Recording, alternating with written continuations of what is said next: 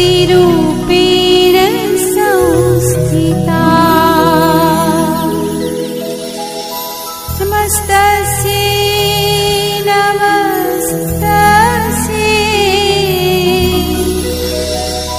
नमस्तस्यै नमो नमः। पाठ 8 शरीरનું હલનચલન કે શરીરના હલનચલનની અંદર જે છે એ પ્રાણીઓ એક સ્થાનથી બીજા સ્થાને કેવી રીતના ગતિ કરે છે, તો આપણે નીચે કોષ્ટકમાં જોઈ શકીએ છીએ કે ગતિમાં ઉપયોગ થવાવાળો ભાગ અને પ્રાણીઓ એ કઈ રીતના ગતિ કરે છે. તો પેલી ગાય છે એ પગ દ્વારા જે છે એ ચાલે છે. પછી મનુષ્ય પણ પગ દ્વારા શું થાય છે તો કે ચાલે છે. સાપ છે એ સંપૂર્ણ શરીર જે છે એ કેવી રીતના ચાલે છે તો કે સરકીને ચાલે છે. ત્યારબાદ છે પક્ષી, તો કે પક્ષી છે એ પોતાની પાંખ વડે ઉડીને ચાલતા હોય છે.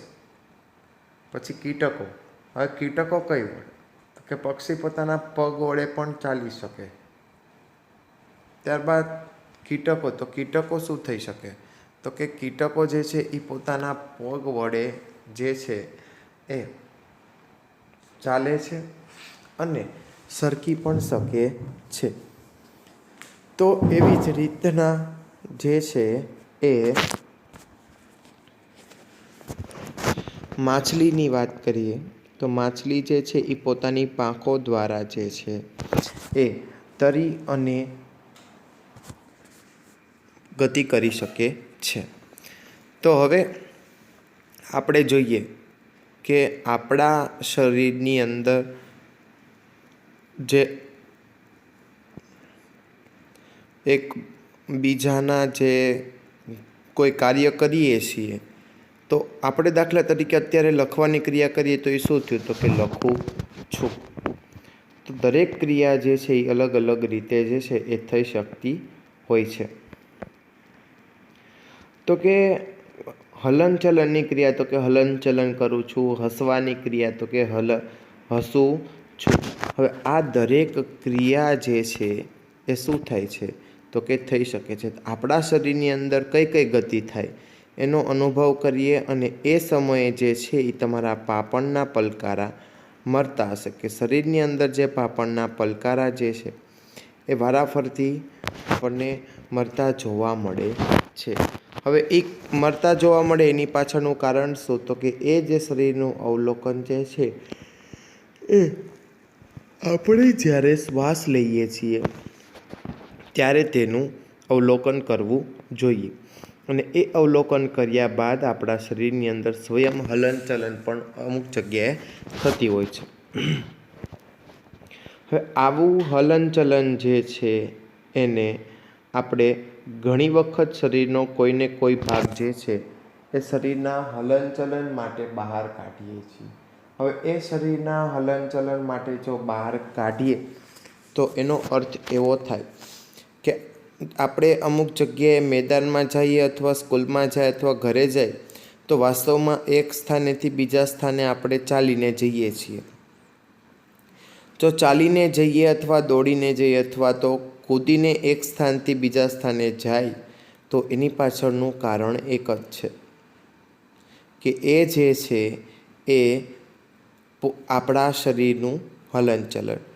તો આપણે પ્રાણીઓ એક સ્થાનથી બીજા સ્થાને સુધી કેવી રીતના ગતિ કરે છે તો કે ચાલી, દોડવું, ઉડવું, ત્યારબાદ છલાંગ મારવી, તો આ દરેક પ્રકાર જે છે, ત્યારબાદ છે સરકવું અને ત્યારબાદ છે તરવું. તો આ વિવિધ પ્રકાર જે છે એ શું થાય છે તો કે પ્રાણીઓ જે છે એ એક સ્થાનેથી બીજા સ્થાને જવાની કેટલીક રીતો છે અને આ પ્રાણીઓ જે છે એ એક સ્થાનેથી બીજે જવા માટે રીતોમાં વિવિધતા પણ આપણને જોવા મળે છે.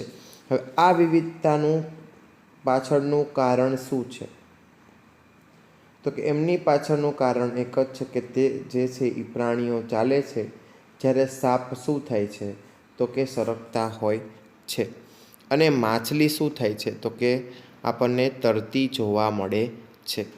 હવે આ માછલી જે છે એ આપણને તરતી જોવા મળે તો એની પાછળનું પણ કારણ એક જ હોય છે કે એ જે પોતે જે છે એ જ્યારે તરતી હોય છે ત્યારે પોતાની પાંખ દ્વારા જે છે એ સરકી શકે છે.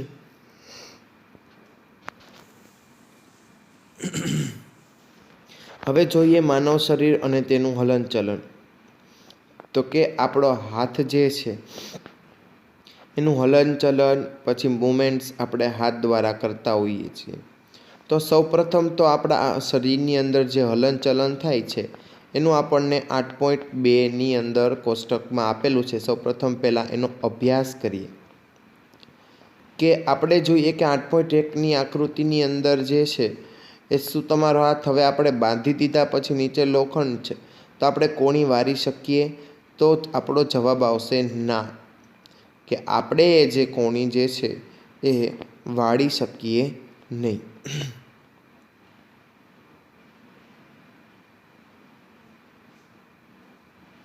હવે આપણા શરીરની અંદર જે હલનચલન જે છે એ સંપૂર્ણ ફરે છે, ત્યારબાદ થોડુંક ફરે છે, અથવા વળે છે કે નહીં, અથવા નમે છે, અથવા ઉપરની બાજુ જાય છે, કે સાવ એટલે સાવ જે છે એ બિલકુલ ગતિ કરતું નથી. તો પહેલું જોઈએ ગરદન. તો ગરદન છે એ હા વળે છે. પછી કાંડું છે એ સંપૂર્ણ ફરે છે. તો આપણે અહીંયા લખી શકીએ કે ઉપર ઉઠે છે. તો પહેલાં તો વળે છે તો કે હા. ત્યારબાદ છે આંગળીઓ. થોડીક વળે છે, આખી ફરતી નથી, ઉપર પણ ઉઠતી નથી, એટલે ત્યાં શું આવશે? હા. ત્યારબાદ છે ઘૂંટણ. તો ઘૂંટણ છે એ વળે છે તો કે હા. એડી છે એ વળે કે અંશતઃ ફળે? તો એ જે છે એ આપણને કઈ રીતના જોવા મળશે? તો કે એડીને આપણે ગોળ ફેરવી અને જોઈ લેવાનું કે એ ફરે છે કે નથી ફરતું. હવે એ બિલકુલ જે છે એ એડી ગતિ કરી શકે નહીં, એટલે આપણે શું લખ્યું? તો કે હા. ત્યારબાદ છે પગની આંગળીઓ. તો કે અંશતઃ વળે છે. ત્યારબાદ છે પીઠ. તો નમે પણ છે અને ઉપર પણ ઉઠે છે. માથું પણ ઉપર ઉઠે છે. ત્યારબાદ છે કોણી. તો કે એ પણ ફરે છે. ત્યારબાદ આપણને ભૂજા આપેલી છે તો ભૂજા પણ જે છે એ સંપૂર્ણ આપણને ફરતી જોવા મળે છે. હવે આપણા શરીરની અંદર જે છે એ વિવિધ ભાગોને સ્થાનેથી વાળી અને ફેરવી શકીએ છીએ, જે સ્થાને બે ભાગો એકબીજા સાથે જોડાયેલા હોય છે. જે બે ભાગ જે છે એ એકબીજા સાથે જે છે એ જોડાયેલા હોય છે, અને એ જે ભાગ છે એ ઉદાહરણ તરીકે કોણી, ખભો તથા ગરદન જે છે એ એક પ્રકારનો ભાગ છે.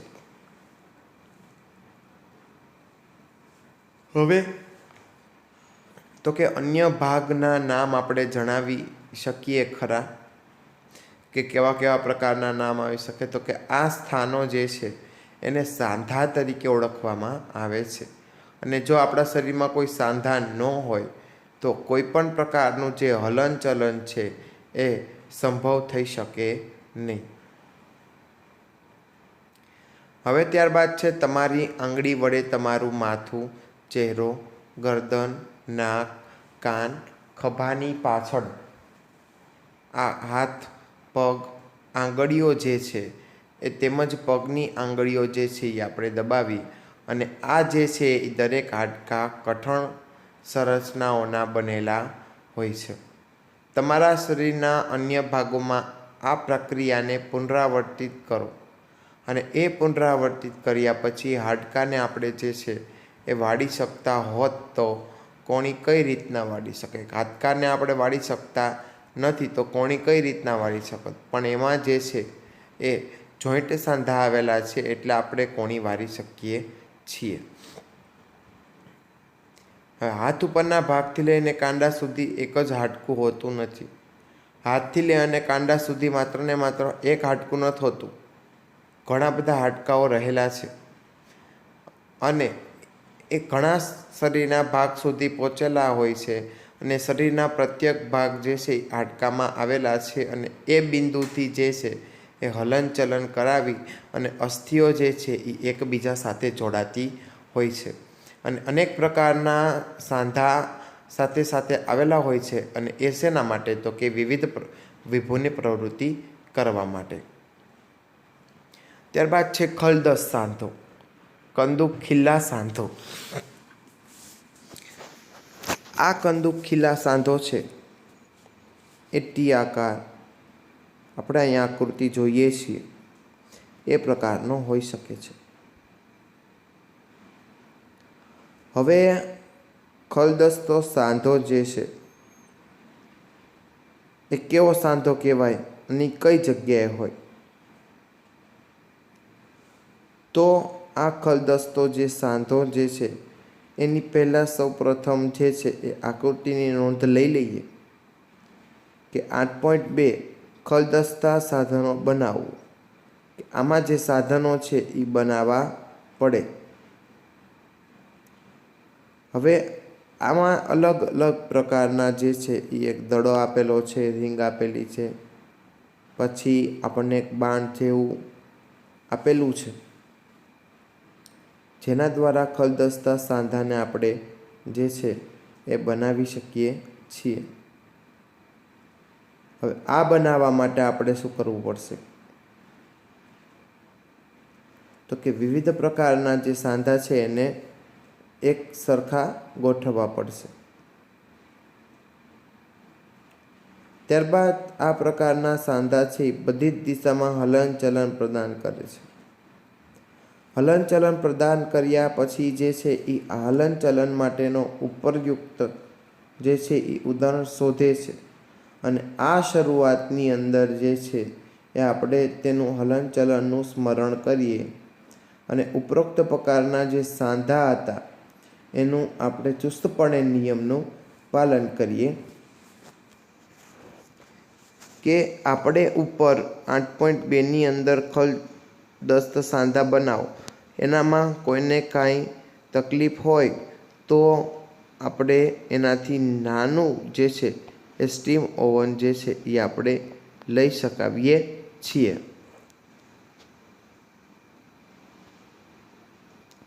હવે તો કે આકૃતિ 8.3 ખલદસ્તા સાંધા.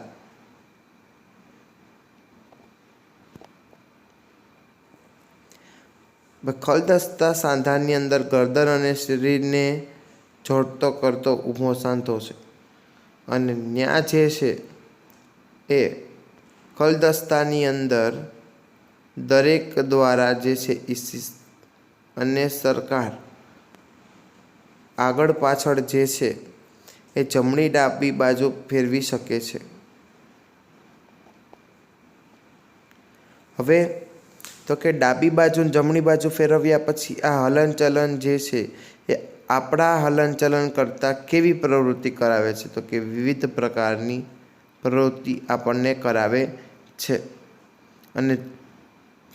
અને તેમની અંદર જે છે એ હાથમાં સંપૂર્ણ જે છે એ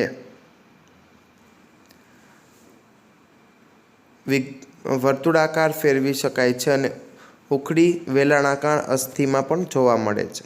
હવે જોઈએ મિજાગરા સાંધા વિશે, જે આપણે આકૃતિની અંદર જોઈ શકીએ છીએ કે મિજાગરો સાંધો કેવો હોય. તો આપણા ઘરના બારણાઓની અંદર જે છે એ મિજાગરા સાંધાઓ આપણને જોવા મળે છે. દરેક દરવાજાને વારંવાર ખોલો અને બંધ કરો, તેને મિજાગરા ધ્યાનપૂર્વક જોવો તો જે છે એ મિજાગરા સાંધા તરીકે ઓળખવામાં આવશે. હવે આ મિજાગરા સાંધા રહ્યા એના દરવાજા જે છે એના આગળ અને પાછળ શું થાય છે તો કે ખોલવા દે તો આ જે છે એ મિજાગરા સાંધા પાસે વિડીયોમાં માત્ર ને માત્ર આપણે જોયું કે આ મિજાગરા સાંધાની અંદર જે છે દરજ્જો આગળ અને પાછળ જે છે એ ખૂબ જ ખુલ્લા મૂકી દે છે. હવે તો કે ઘૂંટણ મિજાગરાનો સાંધો. હવે એ ઘૂંટણ મિજાગરાનો સાંધો છે એક દિશામાં ગતિ કરતો હોવાથી એ મિજાગરાનો સાંધો હોય છે એ આવેલો હોય છે અને એની આગળ પાછળ પણ જે છે એ દિશામાં ગતિ થઈ શકે છે. શું તમે આવા સાંધાના અન્ય જે ઉદાહરણો છે આપણે વિચારી શકીએ? તો આપણે પહેલું જોઈએ અચલ સાંધા. હવે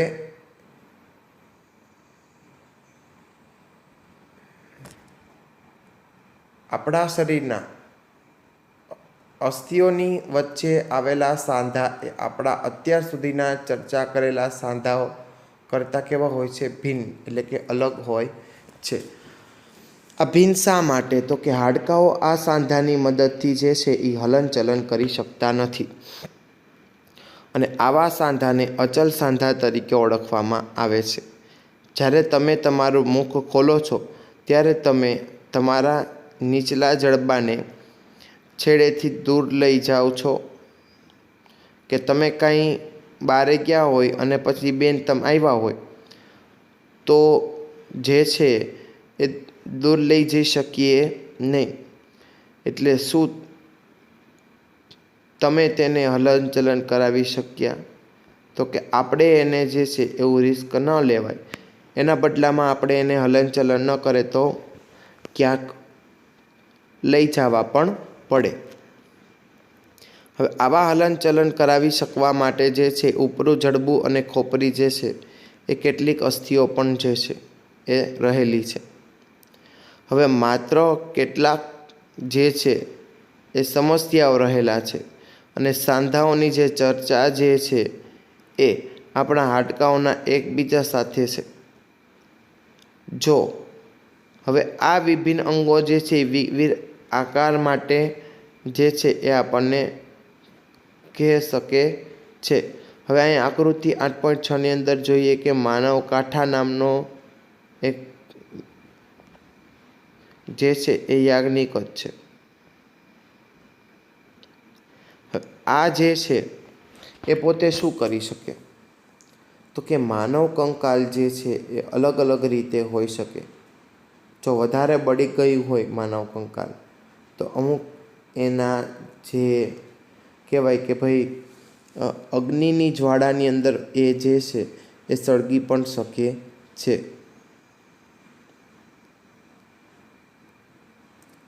હવે તો કે આ થઈ ગયા પછી આકૃતિમાં જોઈએ છીએ કે પાસળીઓ આપણને આગળની તરફ આપેલી છે. એમાંથી થોડુંક પણ છાતીમાં દુખે તો મોઢું નહીં મારવાનું. આપણે શું કરી આવવાનું? તો કે ડૉક્ટર પાસે જઈ આવવાનું. અને આ પ્રદાન કરવા માટે જે છે એક અલગ માળખું તૈયાર કરવામાં આવે છે. હવે એ માળખું જે છે એ કઈ રીતના શક્ય થઈ શકે? હવે આ જે માળખું જે છે એ દરેકના શરીરના હલનચલનની અંદર જે છે એ થઈ શકે છે. વધુ આગળના વિડીયોની અંદર જોઈશું.